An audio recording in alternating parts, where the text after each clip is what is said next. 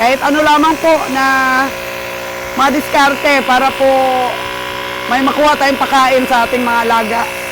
Tuloy-tuloy pa naman po ang ating pagtanim ng mga napier. Pakita din po natin. Kasi si Lulu Cas at saka si Brian po ang partner. Tingnan natin po mga kaganda. Malaking tulong ito. Kasi hinihintay po natin yung belt ng shredder para po makaano tayo. Maka-shredder na. Lagay natin dito kahit na maputik. Makakain po yung ating mga baka.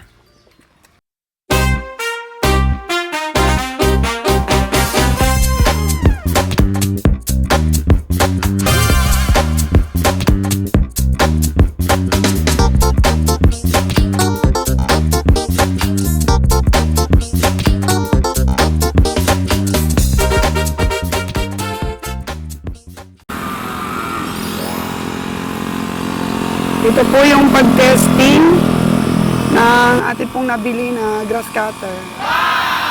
Yamato po ang brand, 4-stroke, for only 9,000. Kasi yung una po nating nabili, 2-stroke lang yun. Mas matibay po ito.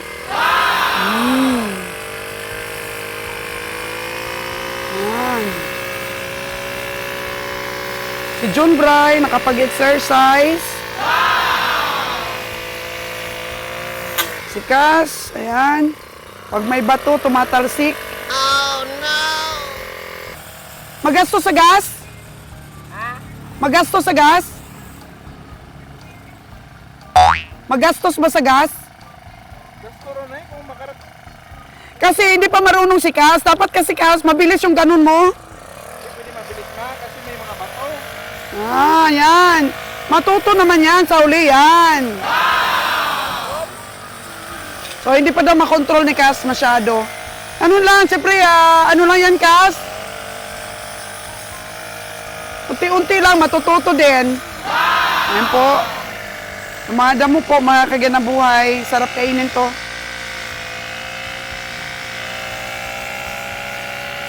Siguro may teknik ito. Cas, ang teknik siguro niyan, huwag diinan masyado ba? Huwag diinan masyado yung gasolina. Yan siguro ang teknik. Kalahati lang ha. Oh. Magastos sa gas. Tingnan natin ha. Para sa kalaman din ng atin pong mga tagapanood. Magastos sa gas. Kapag gas, plate. Magastos sa gas kapag ang gas ay? Magastos sa gas kapag may clay yung grass. Magastos sa gas pag maikli ang Gusto grass. mo na worth it, dapat yung pinuputol mo yung mahaba. Sige lang, practice pa naman ninyo yan. O dapat pala yung mahaba na. Para worth it ang maipon mo na ano, no? Grass. So, yan po ang ating pong pag-testing. Matibay naman talaga. Oo. Worth it yan pagka ganyan pang grass cutter siya na hindi siya pang baka. Oo, yung paglinis lang ba sa lawn. Pero yung sa atin, pag pakain sa baka. 9,000 po mga kaginambuhay, 4-stroke. Oo. Baka sino lang palinis sa bakuran dyan?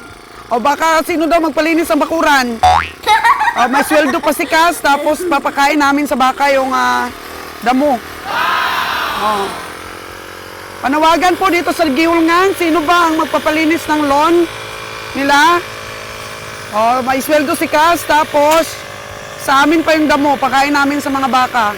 Nag-advertise na po mga kaganabuhay. Para po dito sa atin pong grass cutter na Yamato. 4-stroke for only 9,000 pesos. Nabili po natin sa Ultraline, Bacolod, 18 Nara Street, Bacolod. Advertise natin. So, siyempre, tinitesting pa po namin mga kagandang buhay para po maano natin. Magkita ninyo kung sulit ba.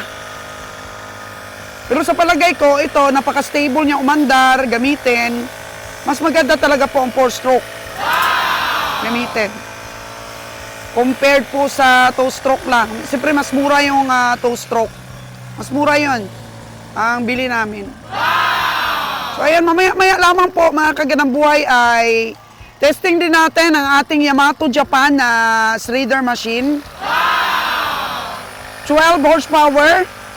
Kasi na gamit natin dati is 7.5 horsepower.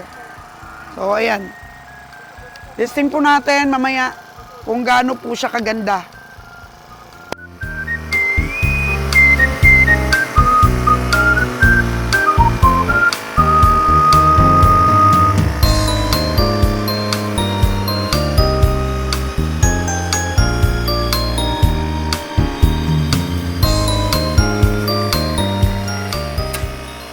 May bato lang, bato. Oh, no! Ayos. So, yung gasolina niya, natin kung gaano karami yung naputol natin. Kasi sabi ni Brian, di daw worth it ang ganito kabang damo. O, dapat daw mahahaba lang yung ganyan namin for baka. So, maganap kami, mga kaganang buhay ng mahahabang damo sa field. So, ito, testing lang po ito. Testing lang po namin para at least marunong na si Cass na gamitin. Saka si Brian. Ito na po yung ating mga damo. Yan, bigay na natin sa ating mga baka po. Maalagain natin.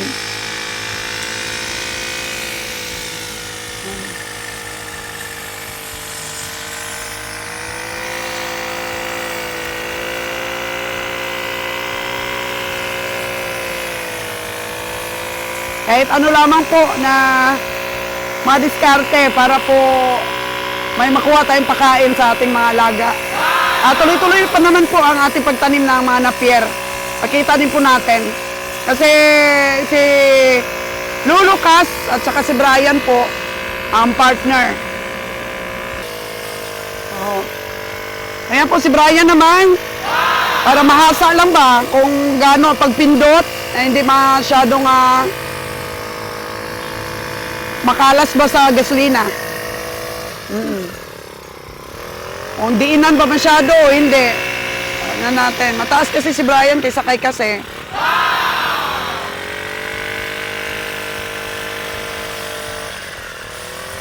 Bray, siguro hindi masyadong diinan ba yung gasolina?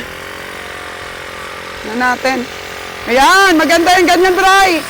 Hindi masyadong nadiin. Oh. Practice lang naman po to. Pag nasagad-sagad na sila, ay ayos na. Pag nasagad-sagad na yung practice, ito yung ating GY35 Yamato 4-stroke.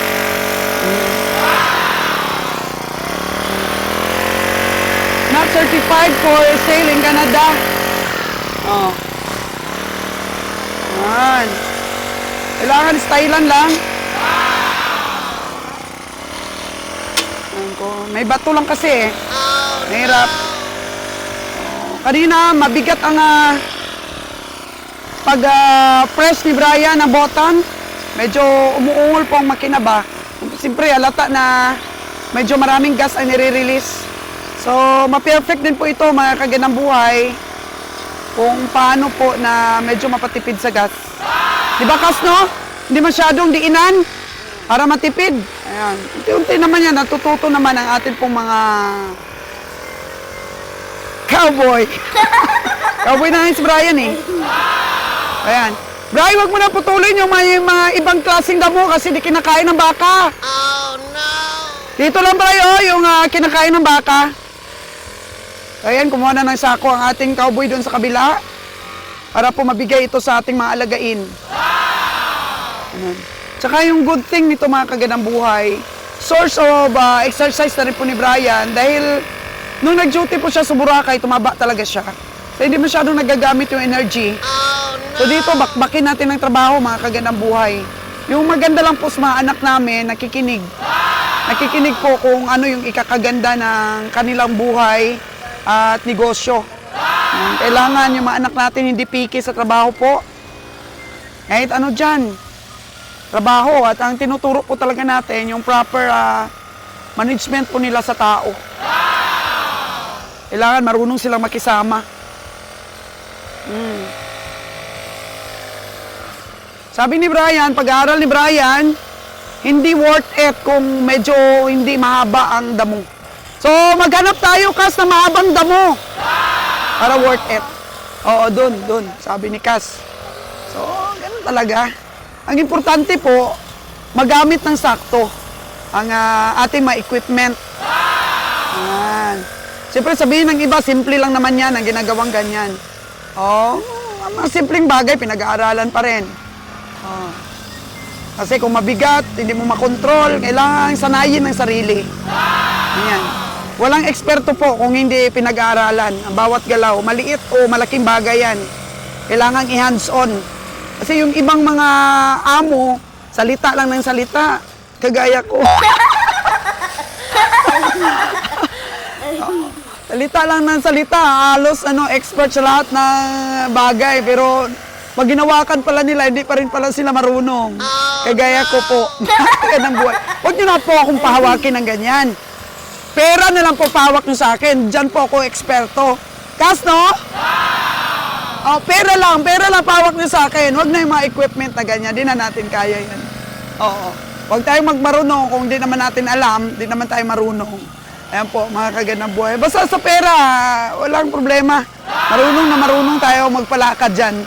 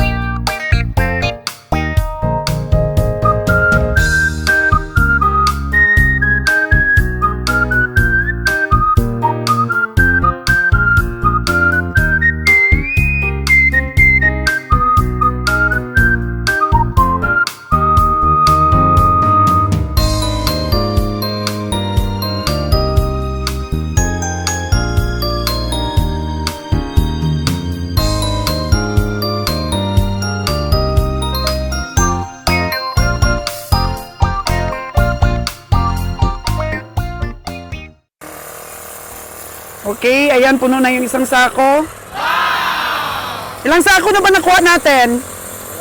Dalawa pa lang po ang nakuha namin. At naipakain na yung isang sako. So, ayan, meron pa oh. Meron pa. Okay na, nasiksik na ni Kas ang ating pong madamo. Dito may pinto po dito sa gilid po ng simbahan. Ayaw nilang kumain ng ganito, yung may mga bulaklak. Ayaw nila. Oh, no! Ito po yung lumboy na kinunan natin ng bunga. Parang wala ng bunga ang lumboy, Kas. Hello, good morning! Ayan po. Nagtatanim pala sila dito, mga kagandang buhay. Ayos ba kinunan namin ng damo? Yes! Ayan. Dito kami dadaan, ha? Pakain natin sa ating mga baka. Nagtatanim po sila ng gulay dito.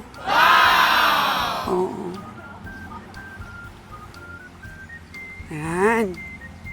So, bigay na natin sa ating mga baka. May tubig. Ayan. Kakainom na ba nila? O kahapon pa yan? O kahapon pa? Tingnan natin po mga kaganda. Malaking tulong ito. Kasi hinihintay po natin yung belt ng shredder para po makaano tayo. Maka-shredder na. Lagay natin dito kahit na maputik. Makakain po yung ating mga baka. Yan. Dagdagan mo, Kas, kasi akutin natin lahat yun. Pinipili nila, no? Meron silang hindi kinakain na damo. Yung may bulaklak kanina, mabaho kasi. Oh, no! Pili nila. Sige, lagyan mo lang. Ayan, piliin niya yan. Oh. Sayang pa mga kagandang buhay habang nag-i-exercise, napapakinabangan natin yung energy ni Kas. Habang ginaguide po niya si Tuto Brian na mag-lose weight. Yan po ang aming ano talaga, balak na lagi namin siyang ilagay dito sa mga nakakapagpapawis na mga gawain. Si Brian natin. Kasi payat naman yan dati, pero may ano lang po sikas. Mga kadang buhay, parang may pubya ba sa baka? Oo. Pubya yan sa baka. Baka masungay ba? Yan. Sige, ano mo muna yung chinilas mo? Yan. Ay, parang gusto nang sungayin si Kaso. Che! Ito po talaga yung aming situation po dito mga kagandang buhay sa pag-alaga ng baka. Yan ni Kas. Huwag naman manungay, oy! Pasaway naman tong bakang ito. Mamaya hindi ka bibigyan ni Kas ng pagkain. Kaon, kain siya? Oh, napakalaki pong bagay. Sige, punuin mo. Ang laki ng katawan niya eh. Kinain yung ating nakuha pong damo. Oh, kaysa tubo. Kaysa tubo po kanina. Hindi naman nakain. Oh. Dito pa sa kabila Kaso. Para may tubig. Amo. Higyan natin yan. May kanya-kanya silang banyera. Yun, marami pang banyera sa baba. Parang bago lang yata nila pinainom yan. Hapon pa. Oh. Yan. Kahit pa paano po ay makakatulong. Ang damo po na to, makakain yung 5 o 4 na baka. Kunti. O yan, kinakain niya.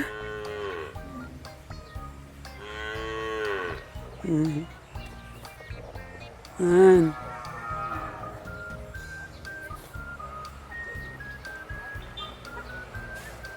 Dagdagan natin mamaya. Ito.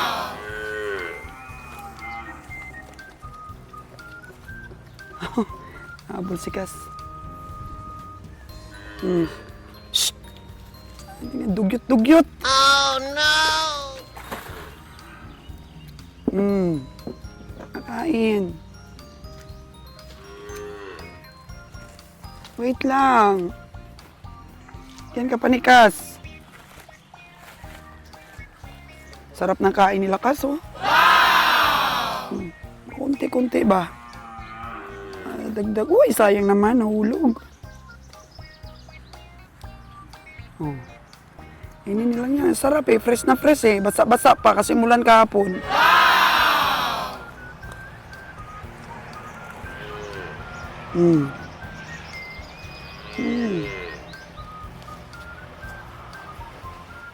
Ito.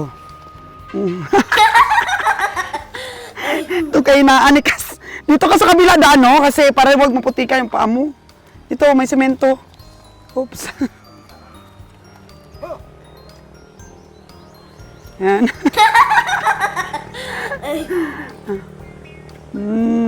Nagatong bakang ere. Oh.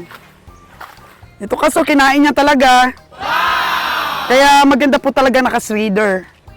Kasi ito, maliliit na damo, hindi mahahaba, parang naka-shredder na rin. Iba itong baka na to. Kasi binubuhos pa rin nila, no? Ayun, no?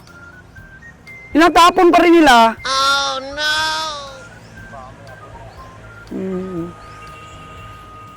Ayan. Tapon nila, parang pinipili-pili ba nila yung damo? Kaya mas maganda talaga kung puro,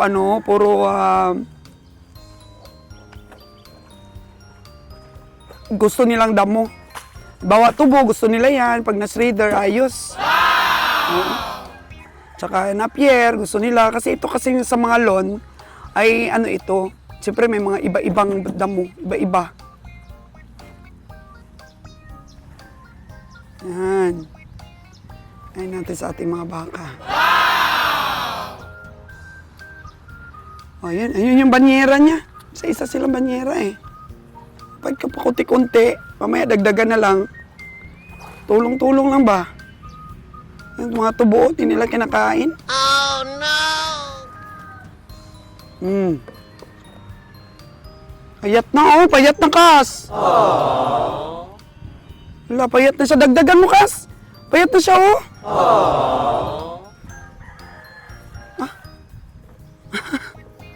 Parang ayaw. Okay. Yan po yung ating mga baka. At dito naman po mga kaganang buhay, ayan. Ito, natayo na ng ating mga panday yung mga haligi, oh. Yung mga poste ba? Ito po yung bago na building na ipapagawa natin. Ito po may bungyod-bungyod. Yan, na-live na po natin ito kanina. Pero dito po sa content, mas malinaw, oh. So, pahaba po ito, pahaba.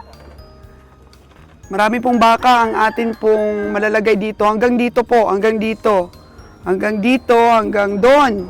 Hanggang doon, pahaba talaga po mga kagandang buhay, pahaba. Yan. Para po ang mga baka natin, pag tag-ulan, may silungan. Di po kagaya niya, no? Mga baka natin talagang dugyot sila dahil maputik. At saka yung pagkain po nila, di nila nakakain ng maayos, gawa ng, yun, sa putikan na po napupunta. Kaya nasasayang, kaya hindi po natin napapakain ng sakto po ang ating mga baka. Ang payat na nila. Kasi umulan nga. Tapos sila Kabiyang Roger ngayon, nangumpay din. Eh parang useless din po kasi ang kumpay. Kasi nga kagaya nito, mga tubo ito, ayan, natutuyo na lang dahil di na nila kinakain pag naapakan na. O ditong area po, pag meron na tayong kulungan o bahay dito sa taas ng bungyod, itong area, tamna natin lahat ng napier ito. Medyo ano pa ito, malawak. Lawak pa po ito. Dami nating maaaning napier po dito every 3 months or 2 months. Kasi kung 3 months, medyo ano na talaga, malaki. Pero maganda rin po pagka mataas, is-reader lang po natin. Yan po, 5 po yung ating panday. 5. So, magbibilang din tayo po ng weeks bago po matapos nila yan or months. Kasi yan, siyempre may flooring pa. Tsaka po may division pa, isa-isa pong baka. Kaya months po siguro hanggang dito eh. Wala, ilang metro ito hanggang dito. Hanggang dito. Yan. Hanggang dito. Hanggang dito. Kaya lahat ng mga baka na yan, pangkatayin at saka alagain, malalagay talaga natin sa cage. Lagay natin sa bahay. Tsaka dito, di na natin lalagyan ng mga baka at taniman na lang natin ng napier ito, mga kagandang buhay, oh. Taniman na lang po natin. Lako, laki pang ano ito, area. Laki pa ng area ito na taniman natin ng napier. Ayan. Para ano po, malinis. Malinis po ang ating cages, ang ating bahay ng baka at ang mga baka po natin. Tingnan nyo po, oh. Dugyot talaga pagka ganito. Ano ba, maputik. So, ito po yung binigay natin. Ayan, natatapon yung iba. So, sayang. Pero pagka may cage po, mga kagandang buhay, may kulungan po tayo, yung mga natatapon na yan, makakain pa nila. Hindi po mapuputikan. Ay, nako. Kain. So, dagdagan natin itong mga pinakain natin sa ating mga baka, oh. Sarap na sarap sila, oh. Dagdagan po natin yan. Kinain talaga po nila. So, mamaya, mag-slider po tayo. Pakainin po natin ulit sila. Oo. Ito po, merienda-merienda lang muna. Dagdagan ko po yun. Kasi, ubusin po namin doon ang mga damo po sa simbahan para makat. Ganito pong damo yung gusto nila, oh. Ano, yung kinakain nila. Pero pag mga ganyan-ganyan na po, oh, ayaw na nila. Nababahuan sila. Oh, no! Kaya hinaukay-ukay nila yung mga damo. Ayan. So yun, mga tauhan po ng simbahan, oh. Ang sarap talaga pong magtanim doon. Mga gulay.